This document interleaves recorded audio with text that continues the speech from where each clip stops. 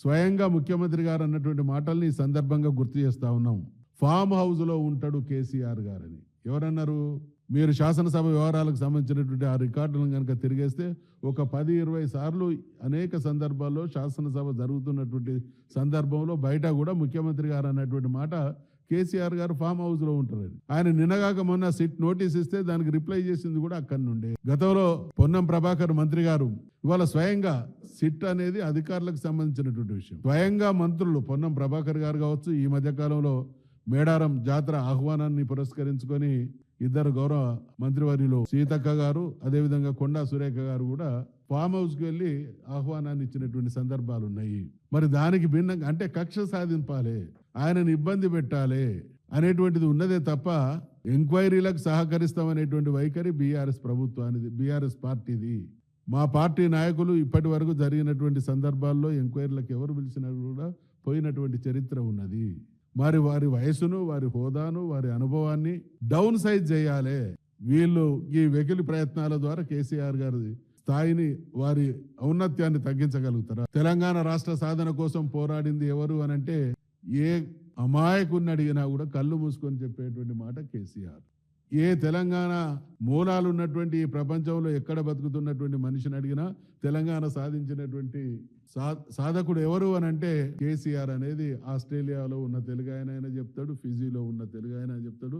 నిన్నగాక మొన్న అంతరిక్షంలోకి పోయి తెలంగాణ మూలాలు ఉన్నటువంటి రాజాచారిని అడిగినా కూడా చెప్తారు. ఇది చరిత్ర.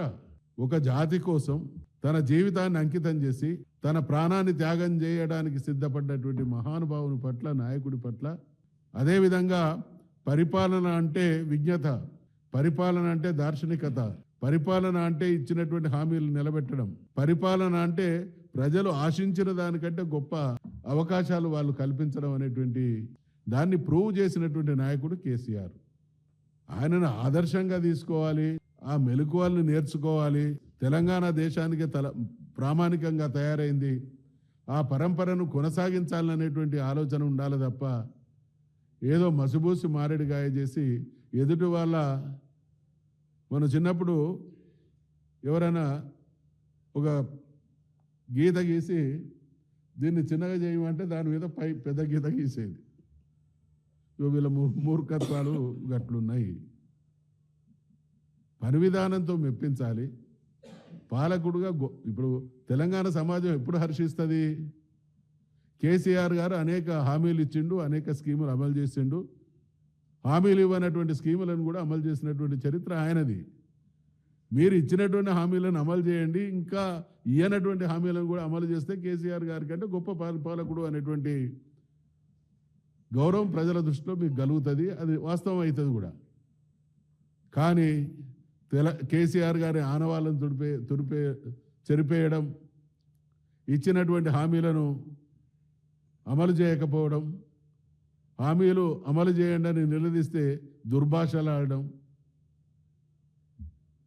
రేవంత్ రెడ్డి గారు, ఇది ప్రజాస్వామ్యం, ఖచ్చితంగా చరిత్రలో నియంతలకు లేదా మాకు ఎదురు లేదు అని విర్రవీగినటువంటి వాళ్ళు కూడా కాలగర్భంలో కలిసినటువంటి చరిత్ర ప్రజాస్వామ్యంలో ప్రజల తీర్పు ద్వారా అనేకం చూసినాం. 2000 ఇంకా 10 సంవత్సరాలు మేమే ఉంటాం. 10 సంవత్సరాలు ఉండే తెలివి ఇదేనా? 10 సంవత్సరాలు ఉండే తెలివి ఎప్పుడు?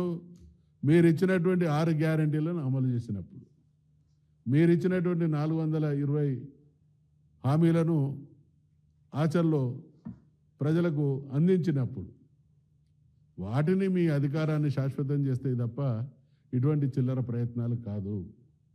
అదే సిఆర్పిసి, అందరు పాత్రికేయ మిత్రులు మీరు కూడా చూస్తున్నారు, పేపర్లలో కోట్ చేయబడతా ఉన్నది.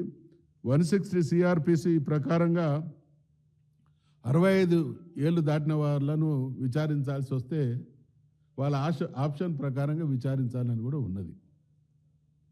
మరి పోలీసులకు చట్టాలు ఎవరైతే సిఆర్పిసిలను రెఫర్ చేసుకుంటూ ఐపీసీల ప్రకారంగా వ్యవహారాలు నడుపుతారో ఈ ఉన్నటువంటి వాటిని కూడా అమలు చేసే విజ్ఞత లేదు అని అంటే ఇది ముమ్మాటికి కక్ష సాధింపు చర్య.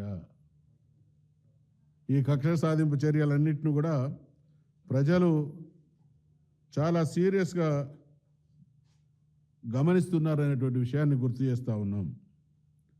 కేసీఆర్ గారికి చట్టం, న్యాయం, ధర్మం మీద ఎంతటి నిబద్ధత ఉందో మీ అందరికీ తెలుసు.